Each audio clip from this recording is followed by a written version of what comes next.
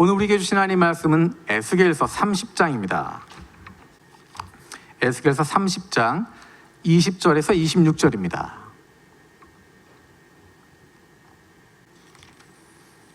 우리 한 목소리로 함께 읽겠습니다. 11째 해 첫째 달 7째 날에 여호와의 말씀이 내게 임하여 이르시되 인자야, 내가 애굽의 바로의 왕의 팔을 꺾었더니 칼을 잡을 힘이 있도록 그것을 아주 싸매지도 못하였고 약을 붙여 싸매지도 못하였느니라. 그러므로 주 여호와께서 이같이 말씀하셨느니라. 내가 애굽의 바로 왕을 대적하여 그 두 팔 곧 성한 팔과 이미 꺾인 팔을 꺾어서 칼이 그 손에서 떨어지게 하고 애굽 사람을 문 나라 가운데서 흩으며 뭇 백성 가운데로 해칠지라.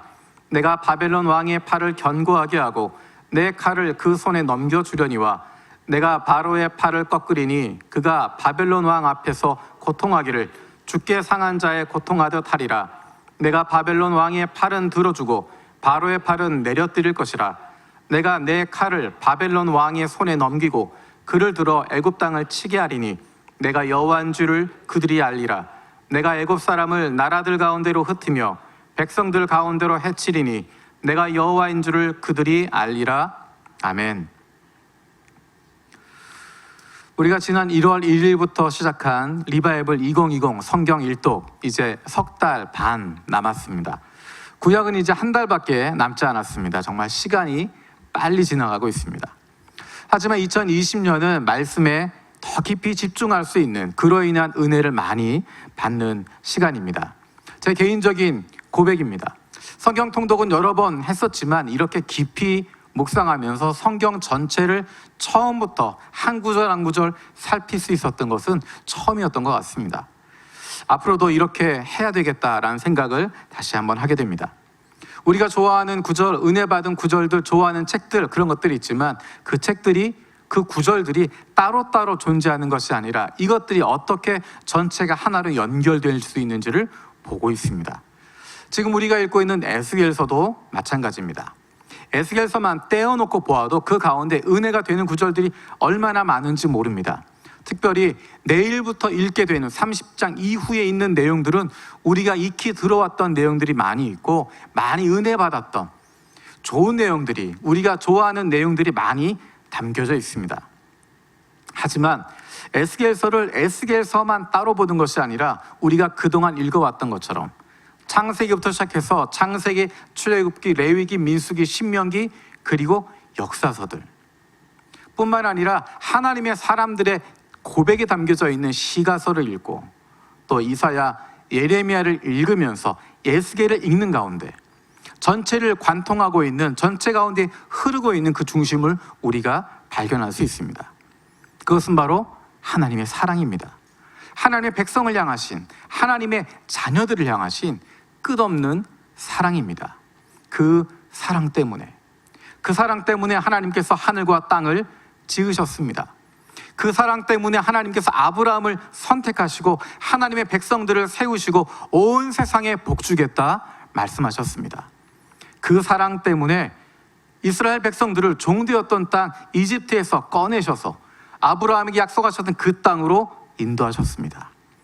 그 사랑 때문에 이스라엘을 하나님을 섬기는 백성으로, 하나님을 왕으로 섬기는 나라로 세우시고 온 세상이 하나님께 돌아오도록 하셨습니다. 그 사랑 때문에 하나님을 버리고 죽음을 향해서 가고 있는, 우상 숭배하고 있는, 터진 웅덩이를 만들고 있는, 세상을 따라가고 있는 이스라엘 백성들에게 끊임없이 말씀하시고 하나님의 마음을 품고 있는 예언자들을, 선지자들을 끊임없이 보내셨습니다. 그리고 그 사랑 때문에 하나님의 백성들을 새롭게 하기 위해서, 그들을 살려내시기 위해서 그들을 바벨론 땅으로, 포로로 보내십니다. 그런데 그 사랑 때문에 하나님은 포로된 하나님의 백성들을 포기하지 않으시고 그들을 새롭게 하십니다. 에스겔서의 내용이 바로 그 내용입니다. 너희가 이렇게 죄를 지었으니까 심판받아 마땅하다.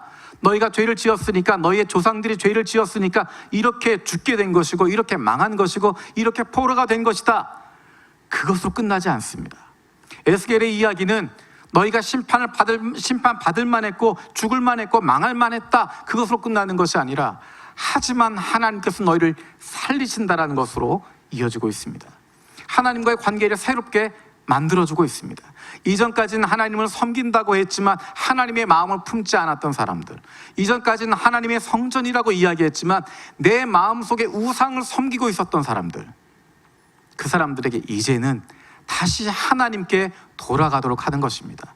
말로만 하나님의 백성이 아니라 왕 되신 하나님 말씀에 순종하는 사람들, 말로만 하나님의 자녀들이 아니라 하나님을 나의 아버지로 인정하고 그 아버지의 마음을 품기를 원하는 사람들로 하나님은 그들을 변화시켜 가시는 것입니다. 그들이 변화되는 것, 새롭게 되는 것, 회복되는 것, 그 중심에 있는 것은 하나님과의 관계가 회복되는 것입니다. 하나님과의 관계가 올바르게 잡혀가게 되는 것입니다. 하나님과의 관계, 그것이 바로 신앙의 중심입니다. 신앙이라고 하는 것, 믿음이라고 하는 것, 그것은 관계에 대한 부분입니다. 하나님과 내가 어떤 관계를 가지고 있는지, 하나님과 나와의 관계로 말미암아 나와 이웃과의 관계가 어떻게 되는지, 그것을 보여주고 있는 것이 바로 신앙입니다. 하나님께서 그의 백성들을 새롭게 하시는 것, 하나님과의 관계를 회복하는 것으로 시작합니다.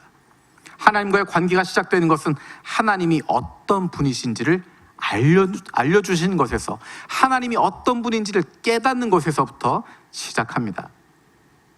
이사야의 예언도, 예레미야의 예언도, 그리고 에스겔의 예언도 마찬가지입니다. 그들의 죄를 보여줄 뿐만 아니라 앞으로 일어나게 될 세계사의 일들을 보여주십니다.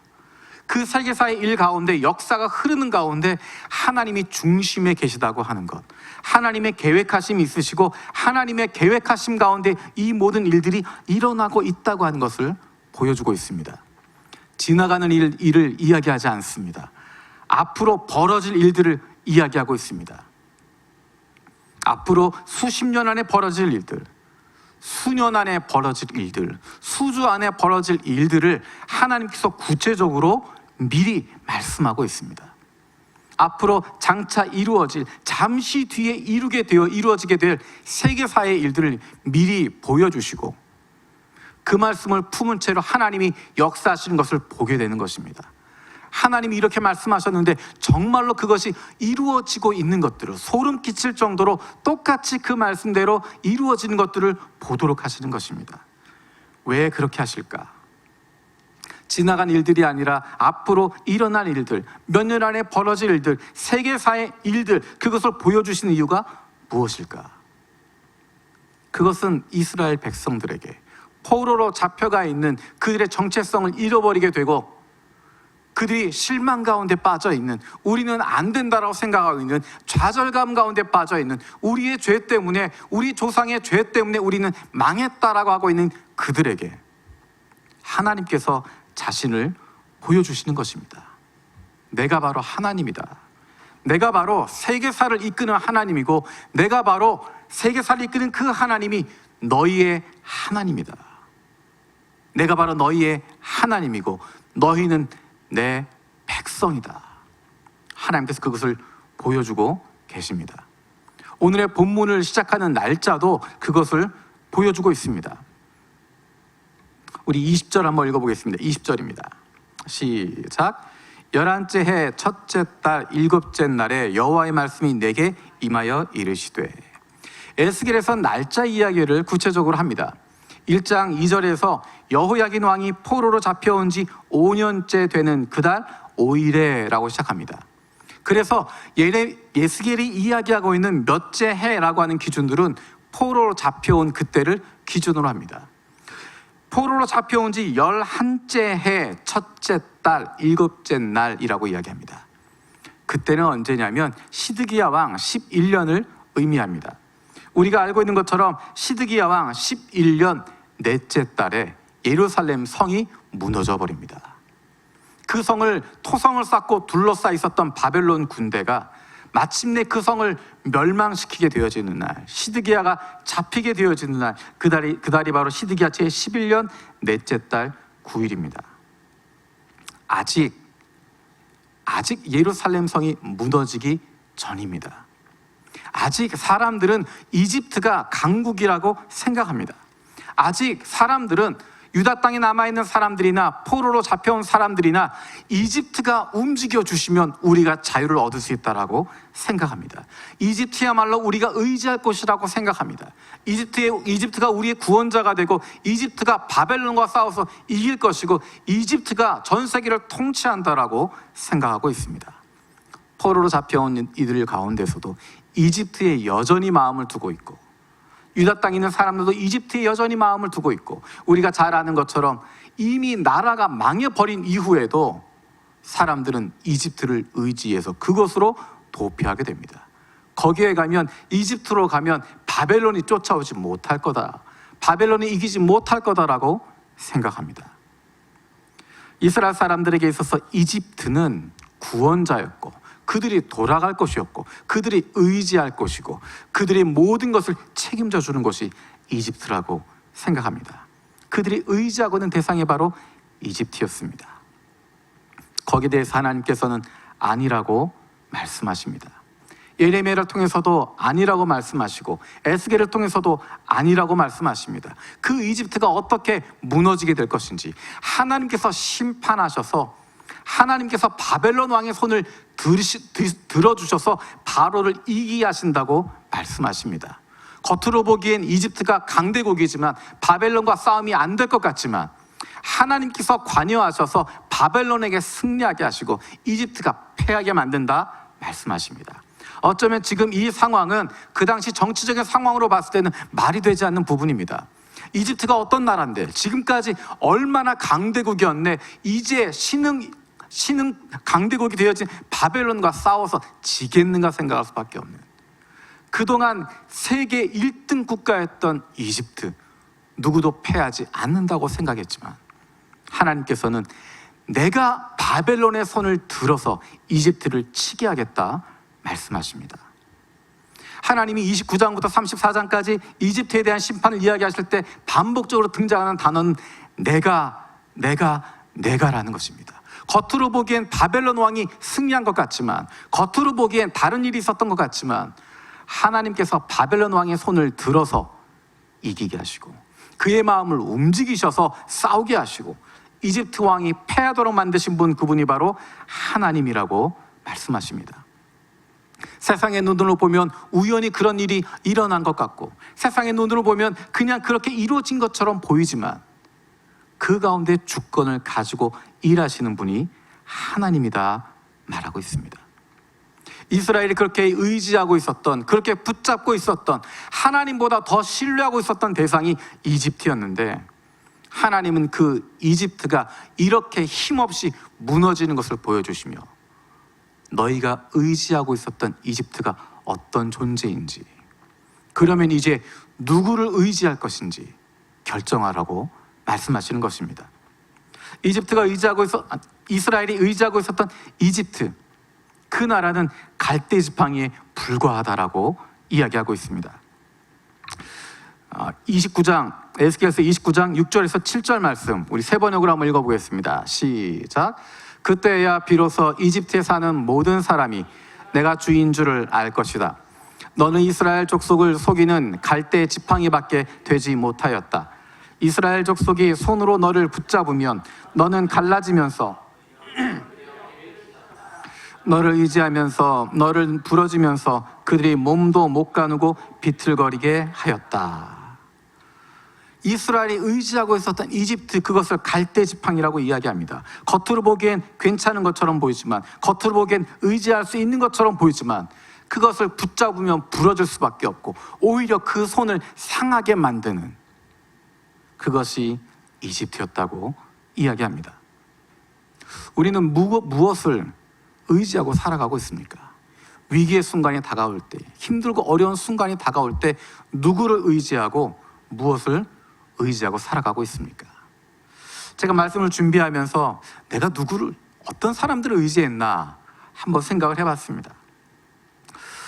사람을 의지하지 않는다라고 하지만 많은 순간에 힘들고 어려운 순간에는 사람들을 의지하게 되는 경우가 많이 있었습니다.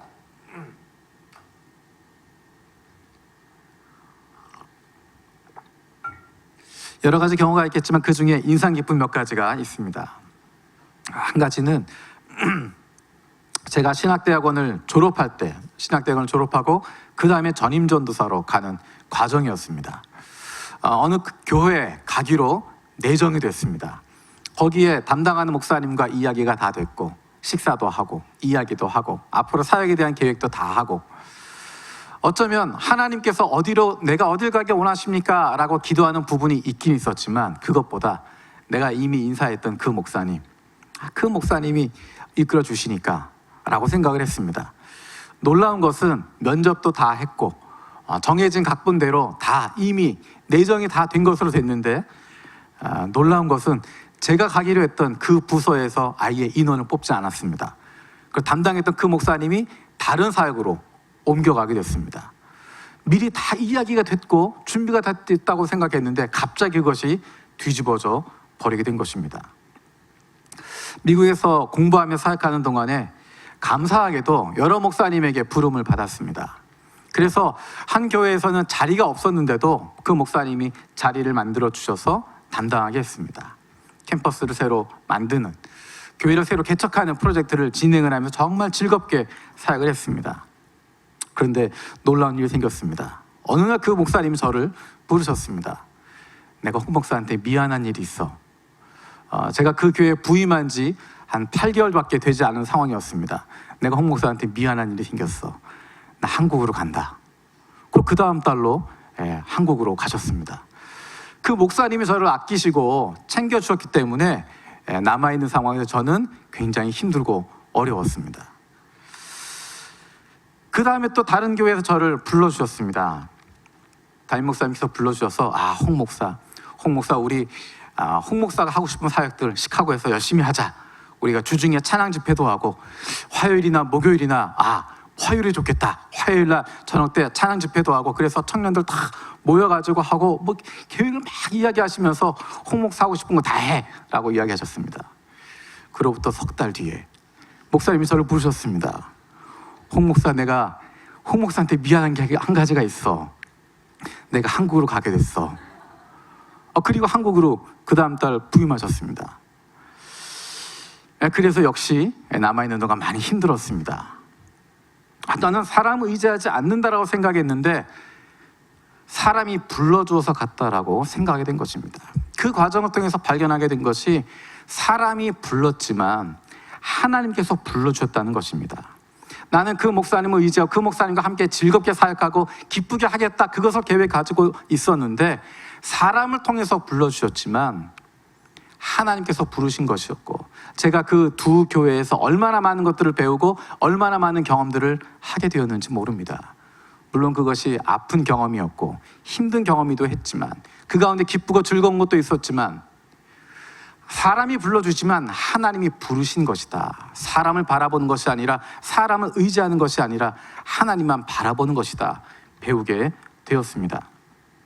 어느 정도 그것이 익숙해진 다음에 사람이 뭐라고 불러도 사람 의지하지 않는다, 그런 마음이 준비가 되었을 때 하나님께서 또 다른 분을 보내주셨습니다. 한국에 계시는 선교학 교수님이신데, 그분이 선교계에서는 가장 유명하고 가장 영향력 있는 분이십니다. 그분과 만나서 교제할 기회가 생기고 섬길 기회가 생겼는데, 그분께서 조용히 저를 부르셨습니다. 미국에 오셔서 저를 조용히 부르셨습니다. 홍 목사, 우리가 학교에 교수 자리를 2개를 만들 거야. 하나는 제가 아는 친구 목사인데 그 친구를 부를 거야. 그 친구는 해외에 있는 그 교단, 국제 교단과 같이 교류하는 사역을 많이 하는 친구였기 때문에 그 목사에게 자리를 하나 줄 거야. 또 하나는 홍 목사한테 줄 거야. 그래서 언제 이걸 오픈할 거니까 언제까지 들어오면 돼. 그리고 사례비 월급은 얼마를 줄 거고 집은 어떻게 할 거야. 그래서 이 사역으로 해서 2년 정도 하고 나면 그 다음에는 정년 트랙으로 바꿀 수 있고, 그렇게 되면 어떻게 진행할 수 있을 거야. 아무 걱정하지 말고 편안한 마음으로 나중에 들어오면 돼 라고 약속을 해주셨습니다. 제가 그 말을 믿었을까요, 안 믿었을까요? 믿죠. 그분이 선교계에서는 넘버원이신데 그분이 원하는 대로 교수들을 얼마든지 하실 수 있는 분입니다. 물론 마음속에는 처음에 들었던 마음은 하나님께서 그 전에 제가 여러 가지 힘든 일이 있었기 때문에 힘든 일 가운데서 하나님께서 길을 인도해 주시니까 걱정하지 마라 라고 하는 의미로 받아들였지만 제 마음 한구석에는 그래도 혹시 라는 생각이 들었습니다. 역시나 제가 한국으로 들어오기 전에 그분께서 다른 학교로 자리를 옮기시고 있었던 이야기는 다 없었던 것으로 됐습니다. 하지만 별로 실망하지 않았습니다. 역시 사람 의지하는 게 아니지, 역시 하나님 의지하는 거지, 하나님께서 가장 좋은 길로 인도하시는 거지. 그 순간에는 힘들 수 있고 그 순간에는 답답할 수 있고 그 순간에는 어려울 수 있지만 실망스러울 수 있지만 하나님이 인도하시니까 하나님만 붙잡는 것이지. 사람들의 말이 어긋나게 되고 사람들의 마음이 변하게 되고 사람들의 상황이 달라지게 되면서 내가 경험하게 되는 것은 사람들을 의지하는 것이 아니라 하나님만 바라봐야 하는 것이고 하나님만 의지해야 한다고 하는 것입니다. 사실 지금도 사람들 때문에 힘듭니다. 가깝다고 생각하는 사람들, 그래도 더 기도 많이 해주고 많이 만났다고 생각하는 사람들, 그런 사람들이 힘들게 하잖아요. 사람들 의지하면 안 된다, 사람들에게 마음을 주면 안 된다라고 생각하지만 하나님만 의지해야 된다라고 생각하지만 우리의 매일의 삶 속에서는 그런 것들을 늘 경험하게 됩니다. 그때마다 우리가 기억해야 할 것, 그래 하나님 바라보는 거야, 그래 하나님만 붙잡는 거야 라고 하는 것입니다. 우리 에스겔서 29장 8절 9절 읽어보겠습니다. 에스겔 29장 8절 9절 세 번으로 같이 읽겠습니다. 시작. 그러므로 나 주 하나님이 말한다. 내가 칼을 가져다가 너를 치겠다. 사람과 짐승은 너에게서 멸절시키겠다. 그러면 이집트 땅이 황폐한 땅 곧 황무지가 될 것이니 그때야 비로소 그들이 내가 주인 줄 알 것이다. 이집트가 무너지는 그 순간에, 이집트가 힘이 없다고 무너지게 되는 그 순간에 하나님이 어떤 분이신지를 알게 될 것이다 라고 이야기합니다. 애굽 사람들도 하나님이 어떤 분이신지를 알게 되는 것이고 그들과 함께하고 있었던 그 일이 일어나는 것을 보고 있는 이스라엘 사람들도 하나님이 어떤 분이시구나 하는 것들을 알게 됩니다. 이집트와 관련된 내용은 성경 전체에서 굉장히 중요하게 다루어집니다. 지금 읽었던 이집트에 대한 심판, 그 내용과 거의 흡사한 내용이 출애굽기에 등장하고 있습니다. 우리 출애굽기 14장 18절 말씀, 출애굽기 14장 18절 같이 읽겠습니다. 시작. 내가 바로와 그의 병거와 기병들을 물리치고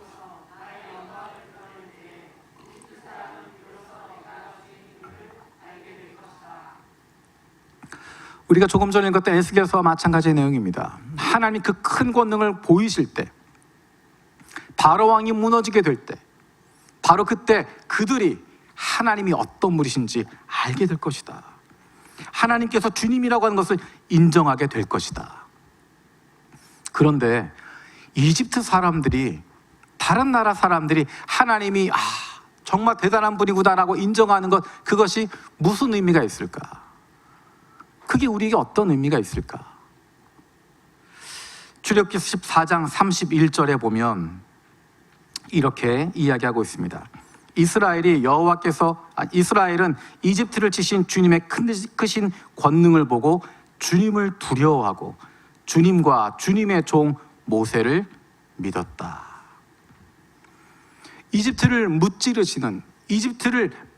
이집트의 바로를 무찌르시는 그 하나님의 권능을 보고 하나님의 사람들이, 이스라엘 사람들이 주님을 두려워하게 되었고 주님과 주님의 종 모세를 믿게 되었다는 것입니다. 에스겔을 통해서 이집트를 심판하신다는 이야기를 듣는 이스라엘 백성들 머릿속에 무엇이 떠올랐을까? 바로 출애굽기 14장의 장면입니다. 그들의 조상들을 이집트에서 이끌어내신, 그 땅 가운데 승리를 거두시고 이집트에서 이끌어내신 그 하나님의 모습을 기억할 수밖에 없습니다. 여호와 하나님께서 그 백성 이스라엘을 종되었던 땅 이집트에서 건져내셨던 그 일을 기억하게 되는 것입니다. 하나님밖에 없구나, 하나님 그분이 승자가 되시고 그분에게 의지할 때 우리가 구원받는다고 한다는 것, 그것을 기억해야 됩니다. 하나님께서 우리에게 행하실 놀라운 일들을 그들은 기대하게 되는 것입니다. 하나님께서 이집트에서 그들을 이끌어내신 것처럼 하나님께서 이집트를 다시 멸망시키시고 하나님께서 이 땅 바벨론 땅에서 포로 되었지만 이 땅에서도 우리를 건져내실 그 하나님을 기대하게 되는 것입니다. 에스겔의 예언 뒤에 실제로 바벨론이 이집트를 무너뜨립니다. 이집트가 무너지는 모습을 보면서 이스라엘 백성들은 살아계신 하나님을 경험하게 되는 것이고 그분을 기대하게 됩니다. 과거 역사하셨던 그 하나님께서 지금도 역사하고 계시고 이제 그러면 그 하나님께서 우리를 포로에서 자유케 하시고 70년 만에 회복시키시겠다고 하신 그 약속 지키실 것이라고 하는 건 믿게 되어지는 것입니다. 그 약속을 이루어 주시는 것입니다. 지금 이야기했던 이 장면이 요한계시록에 등장합니다. 요한계시록 15장 2절에서 4절 말씀입니다. 같이 읽겠습니다. 시작. 나는 또 불이 섞인 유리바다와 같은 것을 보았습니다. 그 유리바다 위에는 짐승과 그 짐승 우상과 그 이름을 상징하는 숫자를 이긴 사람이 하나님의 검은고를 들고 서 있었습니다. 그들은 하나님의 종 모세의 노래와 어린 양의 노래를 부르고 있었습니다. 주 하나님, 전능하신 하나님, 주님께서 하시는 일은 크고도 놀랍습니다. 만민의 왕이신 주님, 주님의 길은 의롭고도 참되십니다. 주님, 누가 주님을 두려워하지 않겠습니까? 누가 주님의 이름을 찬양하지 않겠습니까? 주님만이 홀로 모든 민족의 주님 앞으로 와서 경배할 것입니다. 주님의 정의로운 행동이 나타났기 때문입니다. 아멘. 예레미야에게 약속하신 70년 뒤의 회복, 그것은 바로 바벨론 땅으로 포로로 잡혀갔던 그들의 후손을 통해서 이루어지게 됩니다. 하나님께서 그들의 조상들과 함께 하셨고 그들의 조상들이 하나님을 배신하고 다른 우상에게 절하고 세상을 따르고 있었을 때 이루어졌던 비참한 역사를 돌아보면서 그 길 따르지 말라고 하십니다. 단순히 그 길 따르지 말라고 하실 뿐만 아니라 과거에도 승리하고 역사하셨던 하나님께서 이제 너희와 함께하면서 승리를 주시고 앞으로 너희를 끝까지 인도하시겠다고 약속하고 계십니다. 하나님이 어떤 분이신지를 알고 그분과의 관계를 올바르게 가지라고 말씀하고 있습니다. 그래서 포로로 잡혀간 이들의 고백이 바로 하늘의 하나님이라고 고백하는 것입니다. 그래서 그들의 기도가 바로 하나님은 우리의 왕이시고 우리는 하나님의 백성이라고 고백하게 되는 것입니다. 우리가 시험을 이기고 어려움을 이기고 능력을 가지고 극복해야 되는 것 아닙니다. 하나님께서 이스라엘 백성들을 이집트에서 구원하여 내신 것처럼 하나님의 권능의 손으로 승리하시는 것처럼 우리에게 승리를 주시는 것이고 우리에게 그렇게 구원을 이루어 주시는 것이고 그 하나님은 단 한 번도 우리를 버리지 않으시고 단 한 번도 우리를 떠나지 않으시는 분이십니다.